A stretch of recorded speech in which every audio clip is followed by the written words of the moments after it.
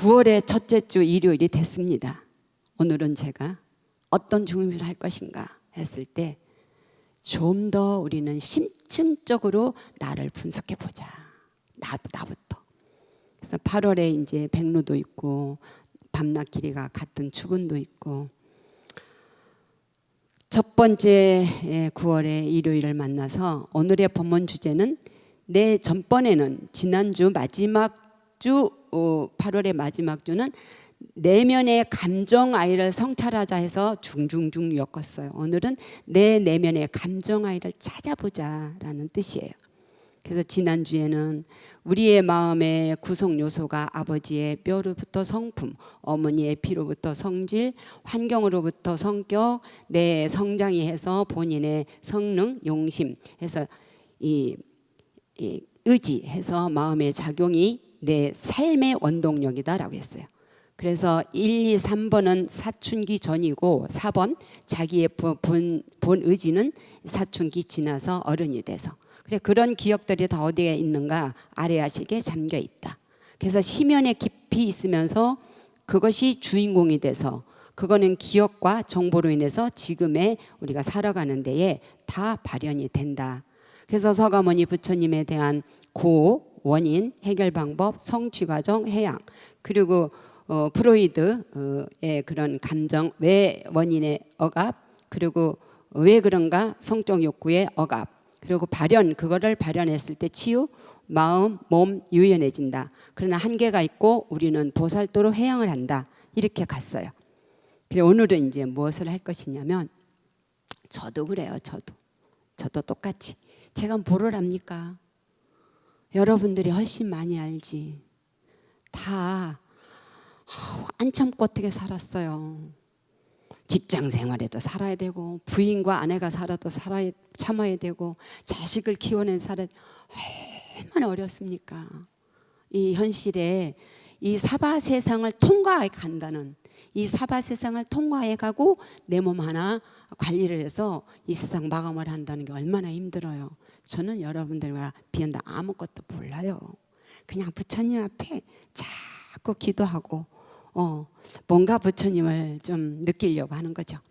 그래서 이제 오늘은 내 내면의 감정 아이를 찾아보자라는 뜻에서 본다면, 마음이라는 게 뭔가 도대체가, 육신은요 잘 먹고 샤워 잘하고 푹 재워주면 아무 소리 안 해. 근데 마음은 묘하게 10년 전 것도 꺼내보면 이상하고 10년 뒤에 거 생각해보면 이상하고, 그 마음이 도대체 뭔가라는 거예요.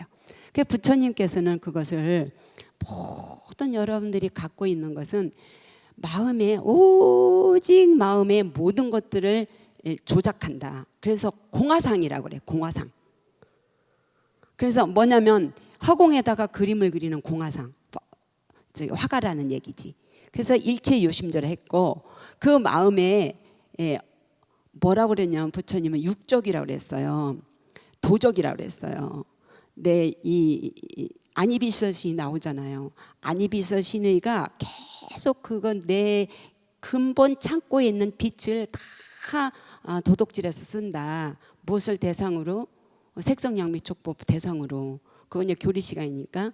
그래서 그것이 어떤 거와 같느냐, 부처님 말씀은 원숭이 같다. 마치 이 나무 저 나무를 왔다 갔다 하는 원숭이 같고, 파도 같고, 또 잠자는 사자 같다. 평상시는 아무것도 몰라요. 그리고 화냈을 때는 이 내 몸도 태우고 타인의 몸도 태울 것 같은데, 나중에 화가 싹 가라앉으면 그게 어디서 있다가 어떻게 나왔지? 라고 하잖아요. 각양각색의 그 작용이 있는 거예요. 그랬을 때 제가 보면, 이제 부처님은 이제 최상용을 해놔서 다 해놓으셨잖아요. 그 삼법이네. 일체가 일체계고, 체행무상, 또 제법무아, 또 열반적정, 이렇게 해놓으셨잖아요. 그런 건 너무 이제 어려우니까 거기까지 가지 말고, 제가 오늘은 제 나름대로 제가 배웠던 거, 제가 상담을 하면서 배웠던 걸 엮어드릴게요. 그거는 어디서 시작이 되느냐면, 첫 번째는 본성이에요. 본성, 본심이에요. 거기에는요 좋다 나쁘다 또 밝다 어둡다가 없어요. 그냥 본성이에요.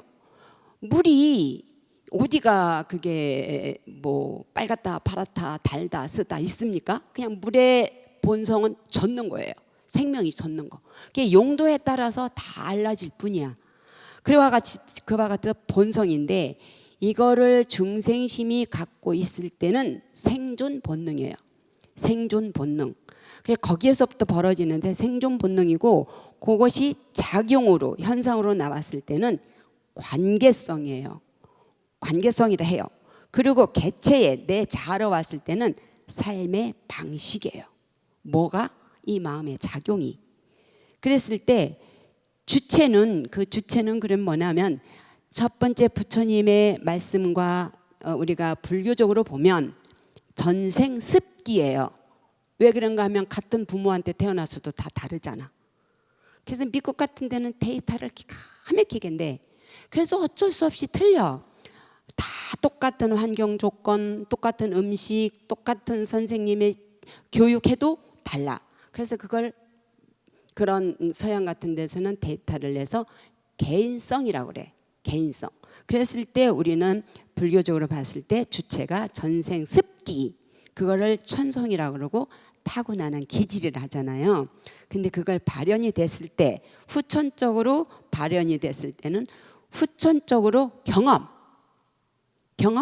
기억, 정보에 의해서 내가 성격이 형성되는 거예요. 그랬을 때 요즘에 뇌과학이 굉장히 발달됐습니다. 뇌과학이 발달되면 어느 부분을 굉장히 그거를 자극을 하거나 그쪽으로 발현을 시키거나 그쪽으로 더욱더 에너지를 집중시키면 깨달음도 이룰 수 있다 할 정도로 과학이 발달됐어요. 근데 그 과학의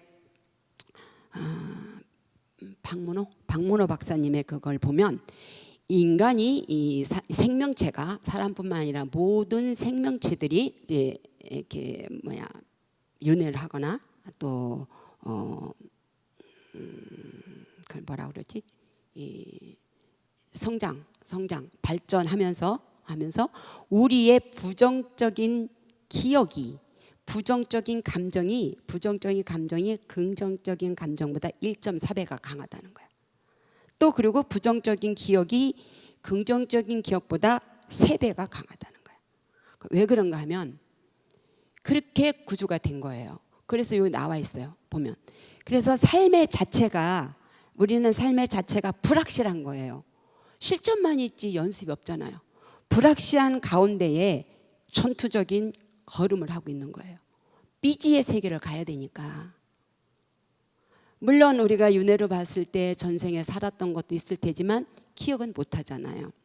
그렇기 때문에 그런 부정적인 감정, 부정적인 기억으로 인해서 우리는 자기를 보호하고자 하는 보호 본능이 굉장히 강합니다. 나부터도. 잠재적인 의식의 성격의 작용을 쭉 보면 종류가 있어요. 이제 긍정적인 것은 우리가 긍정적인 마인드로 가려고 이런 공부를 하는 거죠. 그래서 종류를 보면 태아의 분노가 있다. 왜냐하면 제가 프로이드나 반도라나 칼 융이나 그런 학문을 제가 배웠을 때 태아의 분노가 있고 첫 번째, 두 번째 애정 결핍이 있고 세 번째 분리불안 소외의식이 있고 네 번째 피해의식이 있다. 거기서 작용이 있고 원인이 있고 현상이 있고 치유가 있다. 이렇게 나와 있어요. 저도 다 형제들의 그런 우리가 태어날 때는 많은 형제가 있었잖아요. 그런 것을 차등이 쭉 있습니다. 부모의 그런 반응이.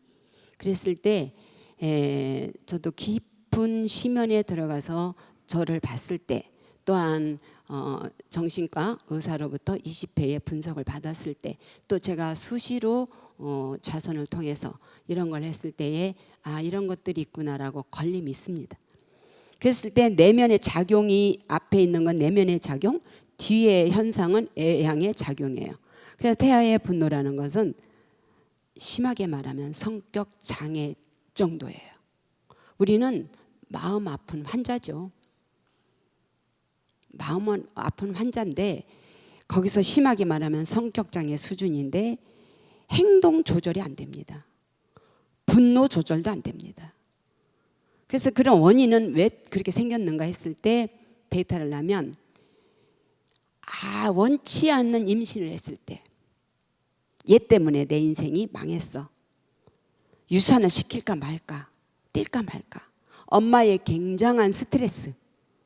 임신 자체를 원하지 않았는데 임신이 됐을 때. 왜냐면요, 얼마만큼 그 태아의 그런 것을 생명의 반응을 알 수 있느냐면, 여러분들 그거 참 신기합니다. 부처님께서 말씀해 주신 게 맞습니다. 12인연에 봤을 때 탁하니 무명행식 나오거든요. 무명이 행인데 어떻게 무명의 행을 합니까? 그만큼의 정확한 식이 있는데, 알아듣는데, 그래서 요즘에 태교 하잖아요. 알아듣는데 그거를 갖다 너 때문이야, 이거 원하지 않아서 뛸까 말까 할 때 그 생명체가 얼마나 원망스럽고 불안하고 화가 나겠어요. 그래서 태아의 분노라고 그래요. 그래서 외향적으로 나타났을 때 파괴적이에요. 굉장히 싸말 준비가 돼 있는 거예요. 공격적이에요. 이게 치유라는 건 부모가 하염없이 참여를 해야 돼요. 그 아이한테. 그렇게 해도 그건 엄청 어려워요. 낫기 어렵다라고 했고요. 그리고 애정결핍으로 들어가면 그때는 이제 내면 작용이 봤을 때 불안, 분노죠. 트라우마죠. 트라우마. 상처가 많고 또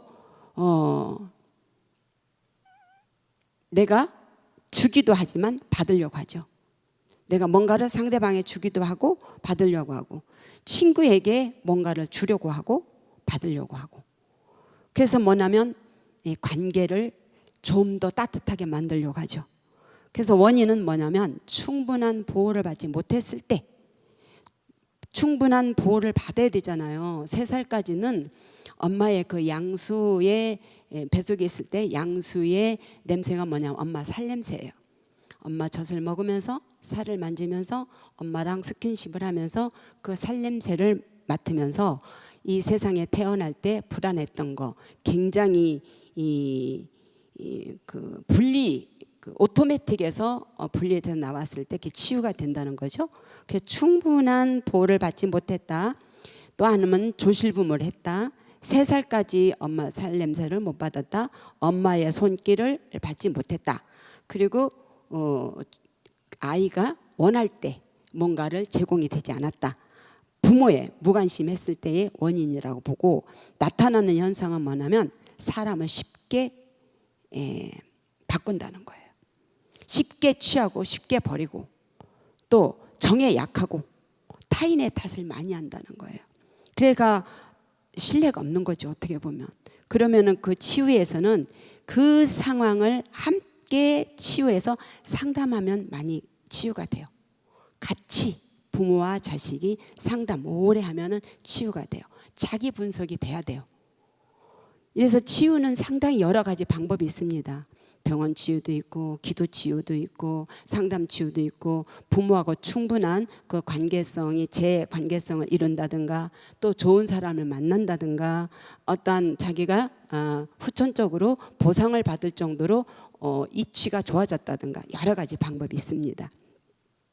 그리고 3번째 분리불안과 소외의식은 뭐냐면, 그 내면의 작용으로 보면은요, 자기를 믿지를 않아.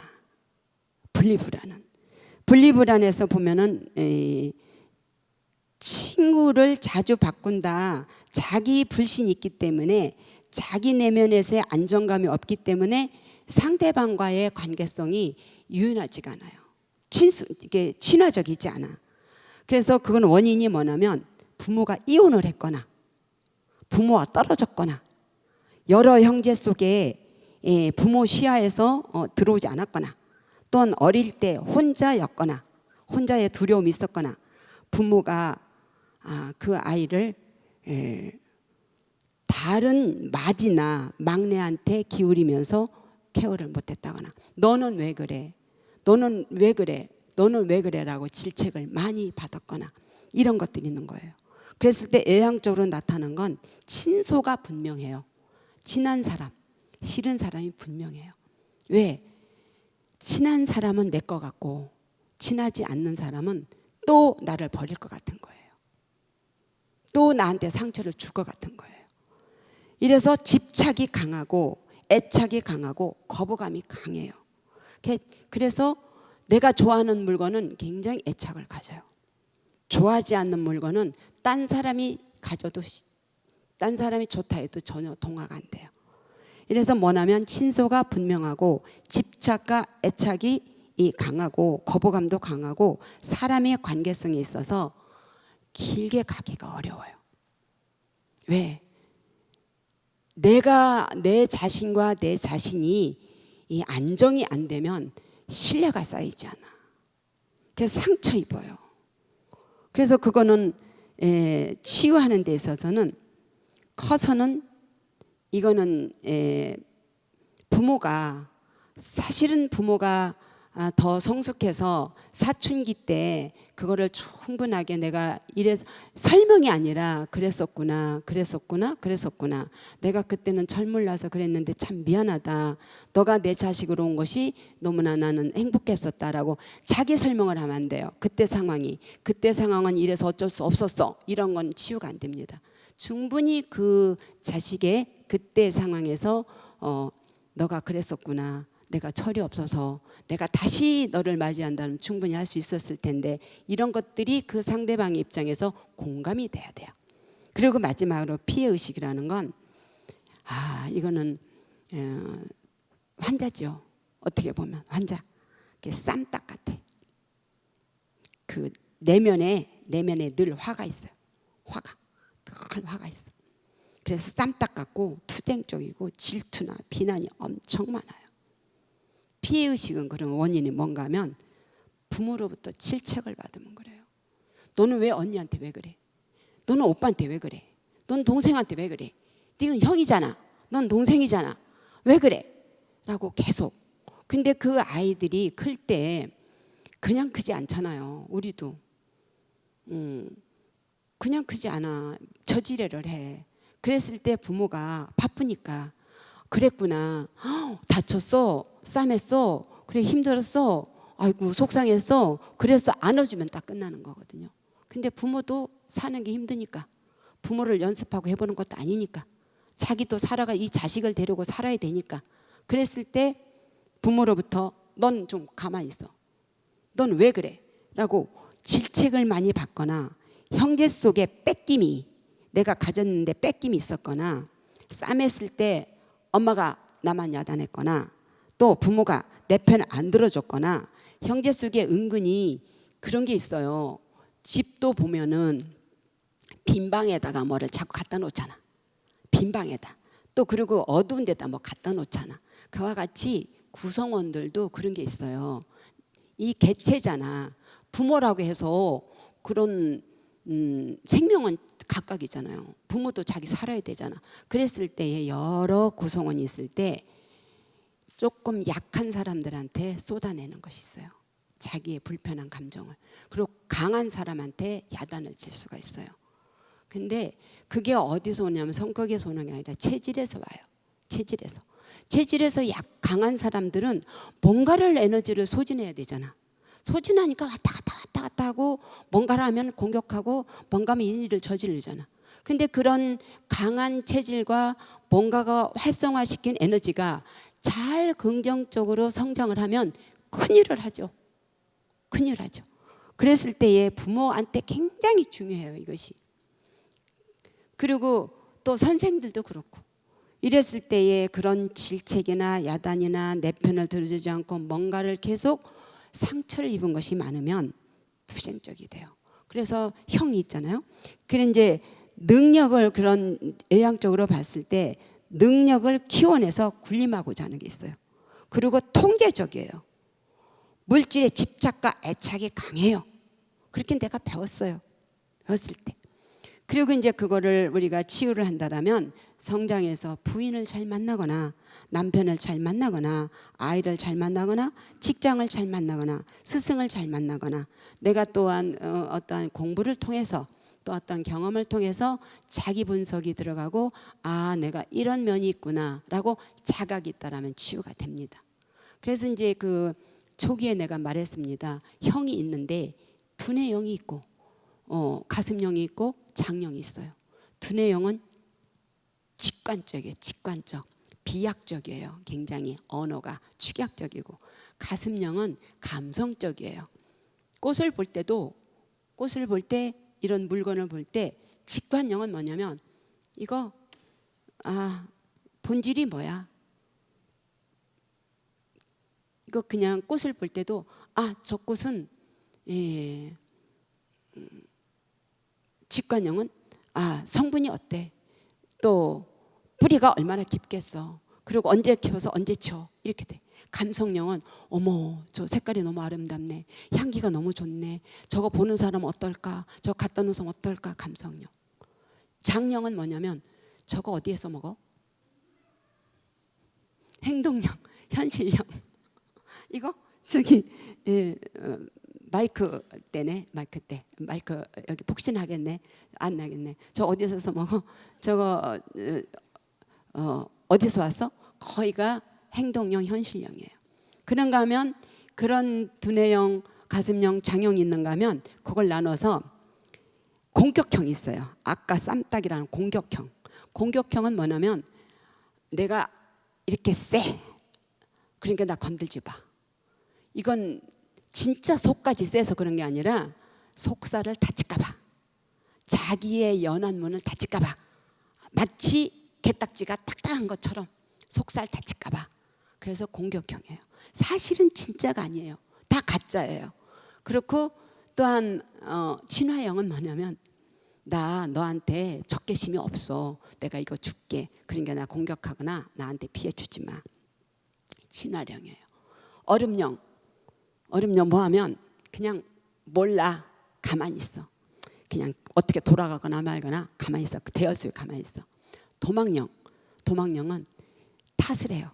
이건 뭐 때문에 그래? 뭐 때문에 그래? 너 때문에 이렇게 탓을 해요. 그래서 피해. 주로 남편들이 피해. 여자들이 뭘 할 때 도망가. 왜냐? 여자들은 수다형이거든. 가슴에 흉곽 호흡을 하니까. 남자들은 복시형이야. 그래서 깊어. 그냥 남자들은 여자들 소리 들으면 부담스러워. 여자들은 그냥 말할 뿐이야. 수다스럽게. 왜? 여기다 담아놓기가 어려우니까. 그런데 남자들은 책임을 져야 될 것 같은 부담감을 느끼는 거예요. 그게 도망형이지. 그런 것들이 있다는 거예요. 그랬을 때 우리가 쭉 보면 이러쿵 저러쿵 해서 제가 이렇게 엮었어요. 그럼 우리가 쭉 하니 명상을 했을 때 깊이 자기에 들어가 보면 걸리는 데가 있어요. 그대로 여기까지 살았는데 어떻게 고쳐요? 40이 넘어서 성격을 준다는 건 죽는 것보다 힘들다는 건데. 근데 우리는 부처님 제자잖아. 부처님이 얼마나 고구정량하게 해놓으셨어요. 그럼 실천을 해야 돼. 연습을 해야 돼. 안 하고는 안 돼. 이걸 그냥 머리로 듣고 나면 일어나는 순간 뭐 그 같은 거 뭐 유튜브에 다 있는 건데 뭐 해요. 그냥 내가 생각을 하는 거지. 내가 어떤 형인가 라고 했을 때 그러면 부처님께서 공통적인 문제는 뭐냐면 사춘기 전에 부모와의 관계에서 이루어졌는데 내면의 갈등에서 보면 욕구 불만, 불안 분노, 관계 불균형이에요. A형으로 갈등해 보면 빈곤, 독거, 건강, 목전의 현실 이런 것들이 다 있는데 그러면 그대로 살으라는 말입니까? 부처님이 해놓으셨어요. 걱정 마라. 걱정 마. 내가 다 세세하게 해놨느니라. 그래서 뭐냐면은 뭐 절을 해서 전생의 업장을 녹인다는 동, 뭐 자기의 지금 사나움을 녹인다는 동, 뭐 합송을 해서 그걸 어떻게 한다 여러 가지 기도가 있잖아요. 기도는 여러분들이 대상을 놓고 하면 조건생 조건멸이기 때문에 하염없이 갈증이 생겨요. 그런데 부처님이 딱 해놓으셨잖아. 소크라테스 해놓으셨잖아. 로댕도 해놨잖아. 로댕은 생각하는 동물. 소크라테는 네 자신을 알라 라고 했잖아요. 부처님은 뭐냐면 깊이 좀 생각 좀 해봐. 깊이 생각 좀 해봐. 깊이 생각 좀 해봐. 어떻게? 몸을 가만 놔둬봐. 좀 놔둬봐. 내 몸에 가장 그런 좋은 에너지를 내가 찾아 쓰려면 자세가 어떤 자세인가 라고 하면 피라밋이야. 피라밋. 가장 내 내면에 부처님 불성도 있고 내 내면에 그 그 건강한 에너지도 있고 긍정적인 마인드도 있고 여러 가지가 있어요. 상대적인 게 똑같아. 이렇게 부정적인만 있는 게 아니라 생존 욕구 때문에 이렇게 됐다 하지만 그 이면에 주인공이 있다는 거예요. 그 안에. 그랬을 때 부처님이 해놓으셨어요. 뭐냐면 너 가만히 좀 있어봐. 있어보면 알아 라는 거예요. 여러분 5분을 못 앉아 있잖아. 5분. 그게 요즘에 명상이 왜 떠요? 명상이 핫하게 왜 떠? 미국인이 유럽에서는 난리야. 부처님의 그 사상을 연구하고 실천하려고. 왜 뜨냐고 명상이. 어느 때보다도 여러분들 풍족하잖아. 너무 풍요롭잖아. 뭐 다 누르면 다 되잖아. 그런데도 정신과 병원은 넘치고 건물 섰다 하면 병원 쭉 쓰고 밑에 약국 쓰고. 왜 그래요? 내가 너무 지쳤어요. 내가 너무 지쳤어요. 가슴은 힘들어 죽겠어요. 몸은 쉬어도 안 쉬어져요 라고 하잖아요. 왜? 역시 불안하니까. 역시 미래가 불안하니까. 있어도 불안하고. 나보다 더 부자가 있네. 이게 상대적인 부자, 한계적인 부자, 절대적인 부자 돼 있잖아요. 내가 어떻게 노력해서 10층 빌딩을 샀는데 아니 보니까 옆에 20층 빌딩이 또 서버렸네. 내가 어떻게 해서 아파트 샀는데 아이 내 머신은 또 2채를 샀네. 이러면서 상대적인 빈곤으로 시달리는 거예요. 멈춰라. 그걸 멈춰봐라. 멈추면 너의 세계가 온다. 너가 그런 거 바꾸라 아무것도 안 해도 너가 향유할 수 있고 너가 평화로울 수 있고 안정될 수 있고 행복할 수 있고 환희롭고 있고 너가 춤출 수 있다. 춤추고 너무 좋아하는 게 있다. 부처님이 해놓으셨어요.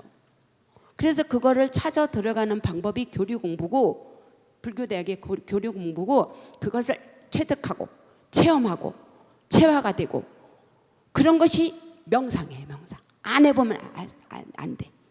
내가 안타까운 것이 너무 좋은 것이 있는데 하기가 어려워. 5분이라도 10분이라도 같이 해보고 싶은 거예요. 가만히 놔둬라.